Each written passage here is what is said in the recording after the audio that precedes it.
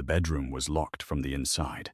The Mafia boss was bleeding beside his bed, and his 70-year-old mother stood over him, holding the knife. Everyone saw a murderer. I saw that the blade was in the wrong hand. My name is Elena Ruiz. I was the Curvy Housekeeper at the Merino estate, a mansion where family portraits covered cracked walls and men checked their guns more often than their consciences. At 4:40 one morning, I heard glass break inside Don Rafael Merino's private room. Security Chief Victor Lane arrived first and found the door bolted. We forced it open. Rafael lay on the carpet with a wound beneath his ribs. His mother, Lucia, stood barefoot beside him in a white nightgown, gripping a bloody knife in her right hand. She had advanced Parkinson's disease and could barely hold a spoon with that hand. She stabbed him, Victor said. No, I replied. Every guard looked at the plus-size housekeeper kneeling beside their boss. The knife was placed in her hand. Rafael was conscious but unable to speak. I compressed the wound and ordered someone to call the family surgeon. Victor tried to remove Lucia. She panicked and swung the blade. I approached slowly. "Senora, give me the kitchen tool." She knew me from morning coffee and laundry days. Her eyes found mine. "The bird came through the wall," she whispered. Then she released the knife. The surgeon stabilized Rafael. Victor locked Lucia in the guest wing and told the family she suffered a violent episode. Rafael's younger brother Adrian demanded she be sent to a facility. I refused to clean the bedroom until independent investigators photographed it. Victor laughed. "You dust furniture," which is why I know the window was cleaned. After midnight, the carpet was moved 6 inches and the fireplace ash contains blue silk. Rafael had worn black. Lucia wore white. Adrian wore a blue silk dressing robe. He accused me of planting evidence. The room appeared impossible. Door bolted inside, windows alarmed, chimney too narrow, and only Rafael and Lucia present. But I had cleaned the estate for 9 years. Behind the wardrobe was an old servant passage sealed during renovation. Official plans showed it closed. The dust line on the floor showed the wardrobe moved recently. Victor blocked me from opening it. Rafael, awake in the medical room, wrote one word on a pad: Elena. I went to him. "Your mother did not stab you," I said. He nodded. "Did you see who did?" He wrote bird, the same word Lucia used. Rafael's father kept a bronze falcon inside the hidden passage. Its base opened a mechanical latch. Someone in the household knew the old symbol. Adrian claimed ignorance. Victor claimed the passage had been sealed before his employment. I opened the falcon and found a strip of blue silk caught inside. The passage led to the chapel wine cellar and security office. Camera cables ran through it. Whoever attacked Rafael could enter unseen, place the knife in Lucia's hand, and bolt the room using a string through the old keyhole. I found wax on the bolt where the string had been attached. Victor ordered me confined for interfering. Rafael overruled him in writing. He made me responsible for preserving the room. "You trust a maid over security?" Adrian asked. Rafael wrote, "She noticed my mother's hand. We set a trap." The family announced Rafael had seen his attacker and would identify him at dinner. Only Adrian, Victor, and Rafael's fiancée, Camilla, learned the room where the meeting would occur, each receiving a different location. At sunset, someone entered the chapel through the hidden passage. That location belonged to Victor. We caught a masked guard carrying poison, but he insisted Victor ordered only surveillance. The guard's phone contained messages signed Bird. Victor's private code was Wolf. Adrian's was Crown, and Camilla's was Rose. Bird belonged to someone else. Lucia drew the answer for me, a small bird beside a cradle. Rafael's older sister, Isabella, had died in childbirth 20 years earlier. Her son Daniel was raised outside the family and recently returned as Adrian's assistant. His childhood nickname was Sparrow. Daniel believed Rafael's father had caused Isabella's death by refusing hospital treatment during a police investigation. He planned to kill Rafael and blame Lucia, removing 2 generations before presenting himself as the grieving heir. Adrian had helped him enter family records but did not know the murder plan. Victor hid the passage breach because admitting it would end his career. Each man's selfish lie protected Daniel's larger betrayal. Daniel kidnapped Lucia from the guest wing and took her through the passage to the old wine cellar. He demanded Raphael sign succession papers. I followed using the laundry shaft because housekeepers know roots architects forget. Daniel held the knife against Lucia's throat. "She protected the man who killed my mother," he said. Lucia shook her head. She could not explain through tremors. I found Isabella's old medical letter in the laundry archive weeks earlier and kept it because no one claimed it. It showed Lucia arranged a private ambulance, but Raphael's father blocked the gate. Lucia had tried to save Isabella. Daniel's revenge targeted the only person who fought for his mother. "You are lying," he said. "I read the doctor's signature and ambulance number," Lucia whispered. "Blue blanket." Daniel froze. His mother had wrapped him in a blue blanket before dying, a detail only Lucia knew. Raphael entered behind me despite his wound. He carried no weapon. "You want my name?" he asked Daniel. "Take it after you hear the truth." Daniel lowered the knife. Victor's men arrested him, but Raphael refused immediate execution. The medical records, gate logs, and father's orders became public evidence. Adrian resigned from the council for hiding Daniel's access. Victor lost security command. Daniel received trial and later testified about the men who manipulated his grief. Lucia moved back into her room with medical support she chose. The family stopped calling her illness incompetence. Raphael recovered. He offered me a large payment. I asked for formal authority for domestic staff to report security concerns and access independent investigators. Anything else, he asked. "A new vacuum. The current one screams." He laughed and approved both. I became estate operations director after completing security training. I remained plus size, still wore comfortable shoes, and still checked dust lines because titles do not improve eyesight. Raphael and I grew close after my employment transferred to an independent management company. He learned to ask before trying to solve my problems with property. I learned that beneath his fearsome control was a son ashamed he had mistaken protecting his mother for speaking over her. Months later, we stood inside the restored passage. He asked how I knew the knife was placed in Lucia's hand. "Because I made her breakfast every day," I said. Powerful men watched cameras. I watched how she held a cup. The locked room mystery had nearly destroyed the Marino family because everyone trusted dramatic evidence over ordinary knowledge.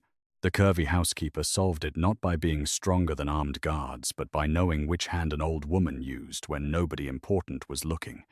That should have been the end of the locked room mystery.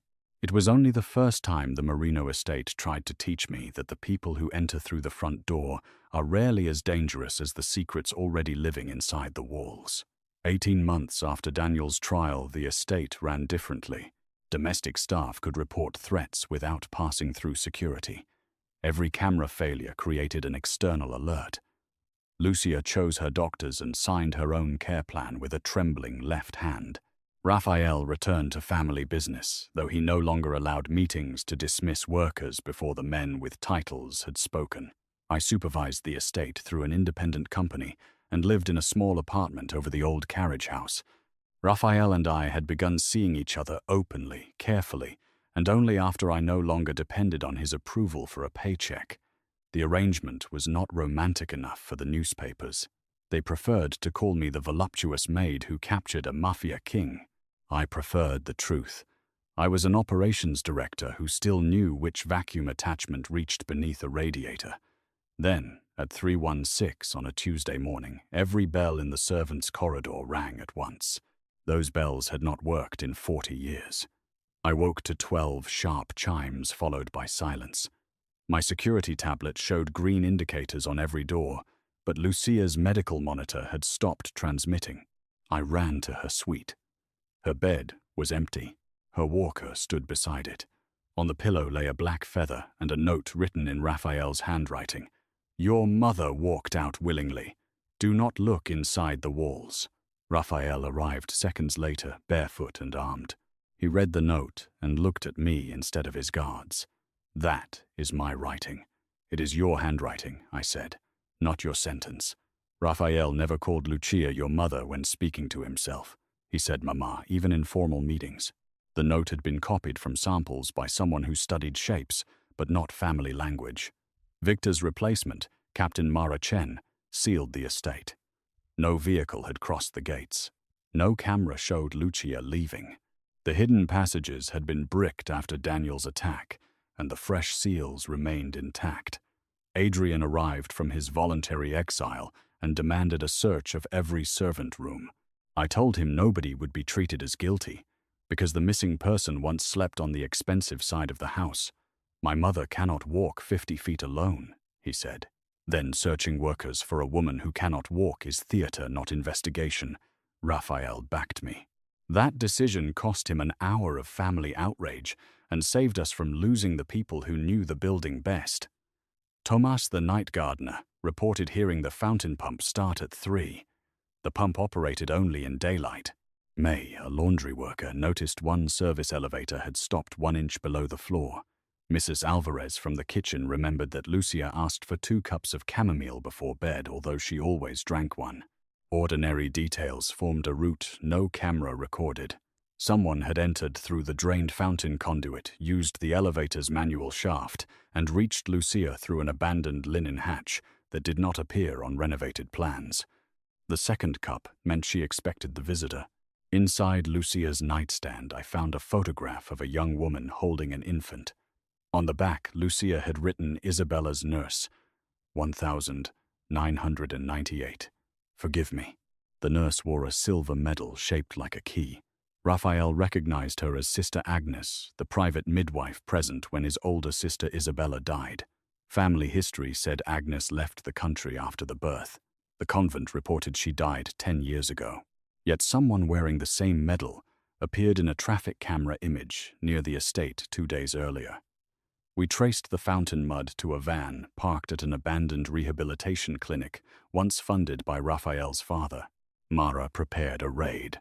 I asked for 10 minutes to inspect the estate's old laundry logs.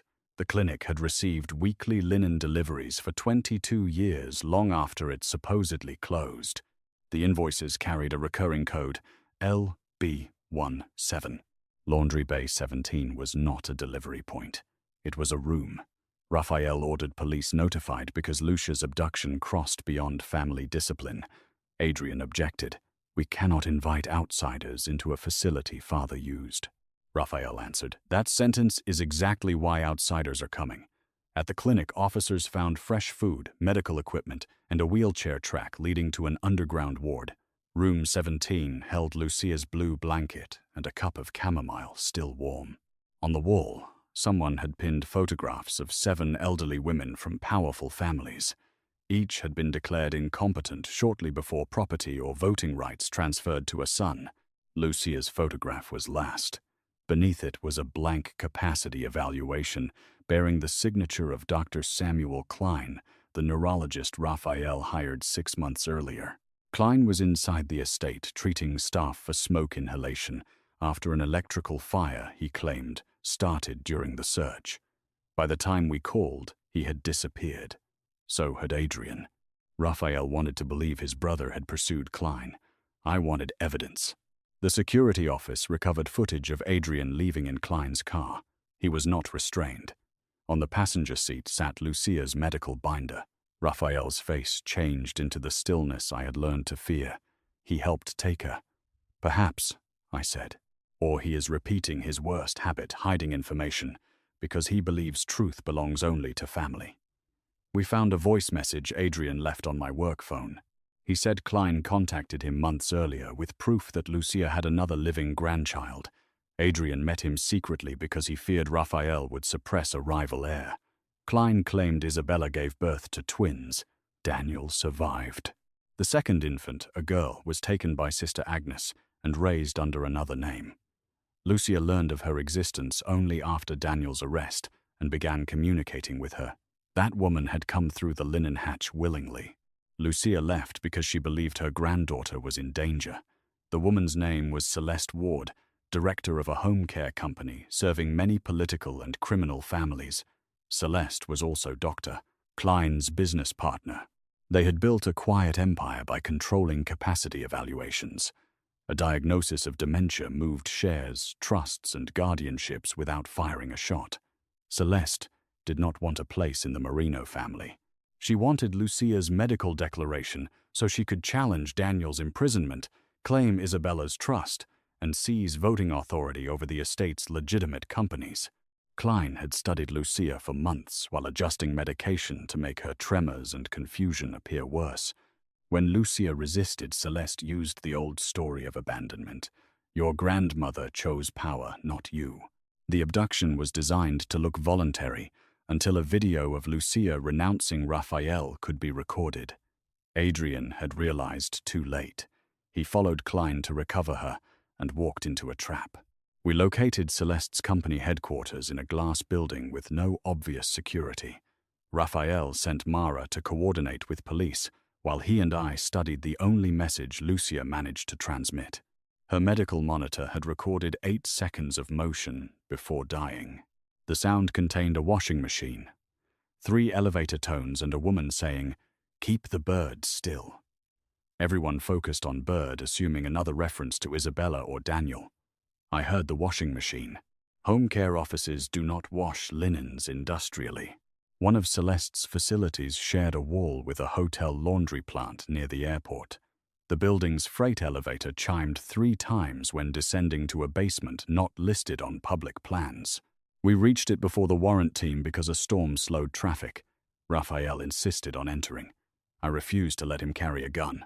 Celeste needs footage of a violent Mafia boss breaking into a care facility. Do not perform her evidence for her. He gave the weapon to Mara and walked beside me, wearing a visitor badge. The lobby receptionist smiled and said no patients named Lucia or Adrian were registered. I placed a bag of stained sheets on the counter and complained that the hotel laundry had delivered them to the estate. While she called a supervisor, I watched an orderly push an empty medication cart toward an unmarked elevator. One wheel carried the same pale clay found in the Marino fountain.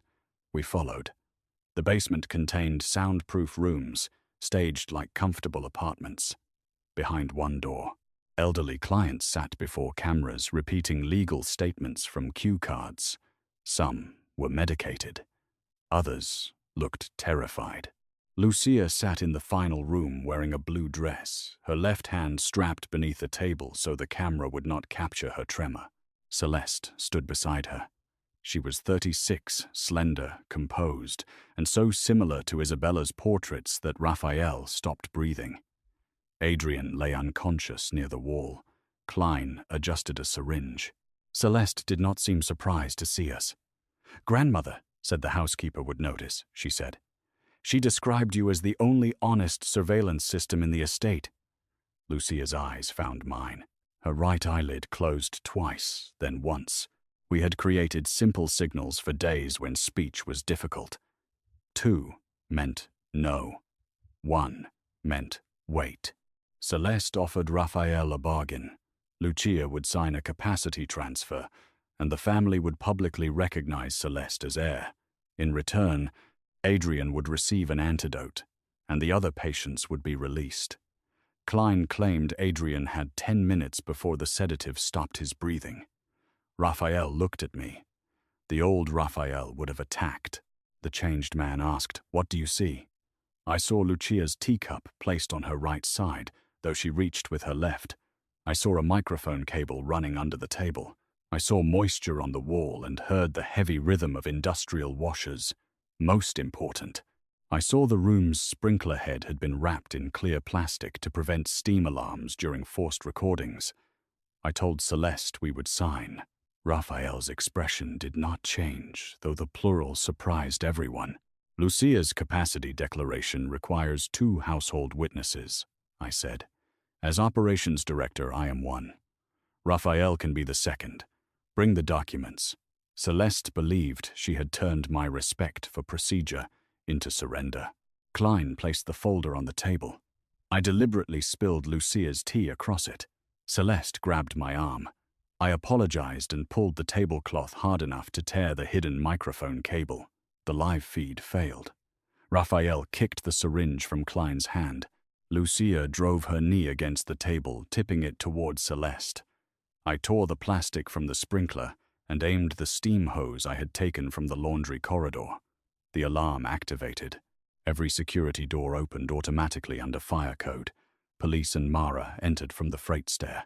Klein tried to inject Adrian with a second syringe, but Lucia caught his wrist with both trembling hands and held it long enough for Raphael to knock it away. The antidote was in Klein's case. Adrian survived. Celeste fled into the laundry plant where hundreds of identical white sheets moved along overhead rails. Cameras lost her among the fabric. I did not chase the person. I watched the environment. One conveyor dipped lower than the others because it carried extra weight. Celeste had climbed inside a linen sling. I shut down the machine and waited beneath it with Mara. When the sling stopped, Celeste dropped directly into a cart marked "Rejected." "The label is unkind," I said, "but accurate. Her arrest should have ended the case."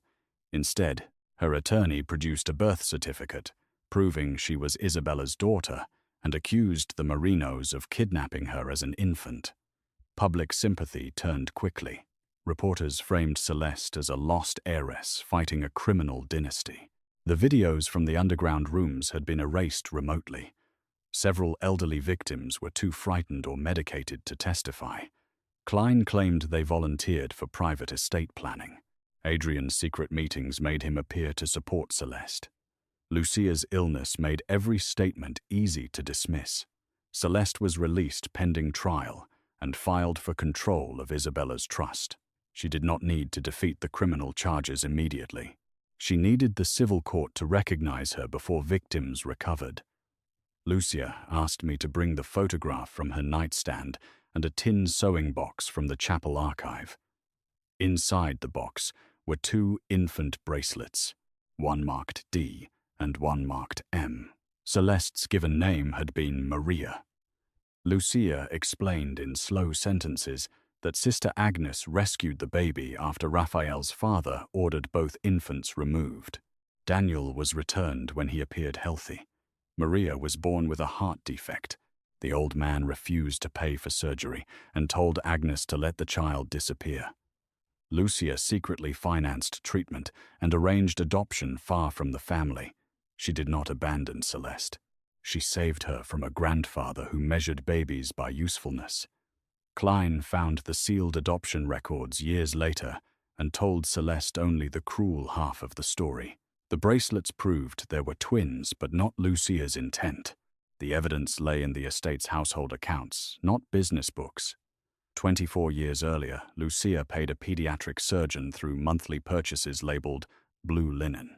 My predecessor housekeeper had hidden the receipts because Raphael's father audited medical spending but ignored domestic supplies. We found carbon copies inside the lining of the same sewing box.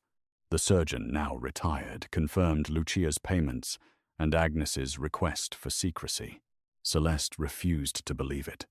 At the trust hearing, her attorney displayed Lucia's shaking signature on adoption consent and called it coerced. I testified about how Lucia held a cup, a knife, and a pen. "Her tremor changes movement," I said. "It does not erase intention." The judge permitted an independent communication specialist. Using a large key device, Lucia answered questions herself. She did not ask the court to deny Celeste her inheritance. She asked that Isabella's trust be divided equally between both children and protected from anyone who manipulated medical capacity. That request destroyed Celeste's story that Lucia wanted to erase her. Klein's financial records then revealed he had located Celeste only 5 years earlier and charged her company for fabricated evaluations. He turned her grief into access to wealthy homes. The final evidence came from the black feather. Laboratory analysis found hotel laundry detergent and a rare blue antiseptic used in Celeste's clinics. Her DNA appeared on the shaft. She had entered Lucia's room, forged the note, and staged the disappearance. Faced with kidnapping footage recovered from the freight elevator's independent safety recorder, Klein accepted a plea and testified. Celeste was convicted of kidnapping, coercion, fraud, and abuse, but the court also recognized her as Isabella's daughter. Justice did not require pretending her bloodline was false. It required separating what had been stolen from what she chose to do. Daniel met her under supervision. Their first conversation lasted 11 minutes. He later told Lucia he did not know whether he could love a sister who used the same grief that once poisoned him. Lucia answered, "Begin with truth. Love can wait." Raphael dissolved the remaining family rule that tied voting rights to medical capacity decided by a private doctor. Independent advocates were required for every elder. The estate opened its sealed care records to investigators, exposing 3 other families that had moved fortunes through false diagnoses. Some allies left Raphael. He did not stop them. "Any alliance requiring my mother to be legally silent is not protection," he said. Adrian returned to the council, only after publicly admitting his secret meetings and completing a year outside leadership. He learned that hiding a dangerous fact to prevent conflict does not prevent conflict. It only chooses who enters unprepared. Lucia chose to remain at the estate, but the locks on her suite were changed so they could open from both sides, and she kept the key. She hired her own nurse. She also resumed morning coffee with me, 2 cups on Tuesdays, in memory of the choice that led us to Celeste. Raphael proposed 1 year later in the servants' corridor beneath the row of dead bells. He did not kneel. My knees hurt when people made ceremonies too long, and he had listened. He held out no inherited ring. Instead, he offered a plain band and a written agreement, preserving my company, apartment, salary, and authority, whether I married him or not. "This is the least romantic proposal in Merino history," he said. "That may be why it is the first safe one." I accepted. At our wedding, Lucia wore blue and signed the register slowly with her left hand. Nobody guided it. Nobody completed the letters for her. Celeste watched a private recording from prison after Lucia gave permission. I do not know whether she cried. Some endings cannot be cleaned into forgiveness. Years later, when Lucia died peacefully at 83, she left no empire to one favorite child. Her estate funded independent advocates for older adults whose families tried to use illness as a shortcut to ownership. The first office was built inside the abandoned rehabilitation clinic. We kept one section of exposed wall behind the reception desk. People asked why a care center displayed cracked bricks. I told them walls are useful when they shelter someone and dangerous when they hide the route used to control them. On my final day as operations director, a young housekeeper reported that a family guest kept moving a medication bottle between rooms. The new security supervisor thanked her, recorded the concern, and stopped delivery until a pharmacist checked it. No one laughed. No one told her to return to dusting. She did not have to rescue a bleeding boss before her observation mattered. That was the victory hidden inside every dramatic night that came before. People still told the story of the curvy housekeeper who saw a knife in the wrong hand. They remembered the blood, the locked door, and the passage behind the wardrobe. I remembered breakfast. I remembered Lucia gripping a cup with her left hand while powerful men discussed her future in the next room. The detail that saved Raphael was not secret knowledge. It was knowledge the household considered too ordinary to respect. Raphael once believed security meant armed men watching every entrance. He learned that real safety began when the people who washed sheets, carried trays, changed medicine, and heard bells at 3 in the morning possessed both the right and the power to say that something was wrong. I remained the woman who noticed dust lines. He became the man willing to stop a council meeting and listen. Between us, the old house finally lost its talent for swallowing voices. The lesson was tested once more after Raphael and I had a daughter. When Sophia was 6, a council guest complained that she spent too much time in the kitchen with staff and not enough time learning the family's history. Lucia, already using a wheelchair, asked him to define history. He named wars, marriages, and men who built companies. Lucia pointed toward Mrs. Alvarez preparing lunch. She fed this house during 3 wars those men started, she said. Why is that not history? Sophia grew up understanding that a family archive belonged as much to the people who maintained a home as to the people whose portraits hung inside it. She helped create an oral history room where staff could record experiences under their own names and control who heard them. The first recording came from Tomas, who described the fountain pump on the night Lucia vanished. The second came from May, who explained the elevator sitting 1 inch low. Mine was not first longest or displayed above the others. That was deliberate. A system built around one exceptional housekeeper would fail the next ordinary worker. Years later, Sophia discovered a false invoice while cataloging the recordings. It showed a security contractor charging the estate for cameras never installed in staff housing. She brought it to the reporting board without calling Raphael or me. The investigation recovered the money and removed the contractor. At dinner, she apologized for not telling us first. Raphael looked proud. You told the people responsible for checking it, he said. That is exactly what your mother fought to build. I corrected him. Many people built it. Sophia rolled her eyes and said she had heard that speech before. Good lessons should become boring enough to survive their teachers. When Raphael eventually stepped away from family leadership, he did not choose a blood heir. Employees and community representatives elected a governing board. Some relatives called it the end of the Merino Empire. Raphael called it the first day the organization could outlive his mistakes. We moved from the mansion into the carriage house apartment. I had refused to surrender. It was smaller, warmer, and impossible for him to cross without noticing the laundry basket. He learned to fold towels badly. I learned to ignore the corners he missed when dusting, though love did not make me blind enough to ignore them completely. On quiet mornings, we drank coffee from Lucia's cups. Mine sat on the right. His sat on the left. The placement became a private promise to pay attention to the person, not the role assigned to them. The knife in Lucia's wrong hand had exposed one murderer. The cup in her chosen hand changed an entire household. In the end, the most powerful evidence I ever found was not hidden behind a wall. It had been visible every morning, waiting for someone to consider an old woman important enough to know. After Raphael died many years later, Sophia found the plain wedding agreement in his desk beside a maintenance report I had written the week we met. He had kept both. On the report, I had complained that a warped bedroom window could defeat the alarm during heavy rain. His father had written in red ink, "Housekeeper exceeding her role." Raphael had crossed out the sentence and added, "Housekeeper defined the danger before security saw it." Sophia placed the page in the oral history room, not beneath her father's portrait. Visitors sometimes laughed at the idea that an empire could change because of a window, a cup, and a line of dust. They stopped laughing when they read the names of people those details saved. I never needed a throne, a title carved in stone, or a family crest.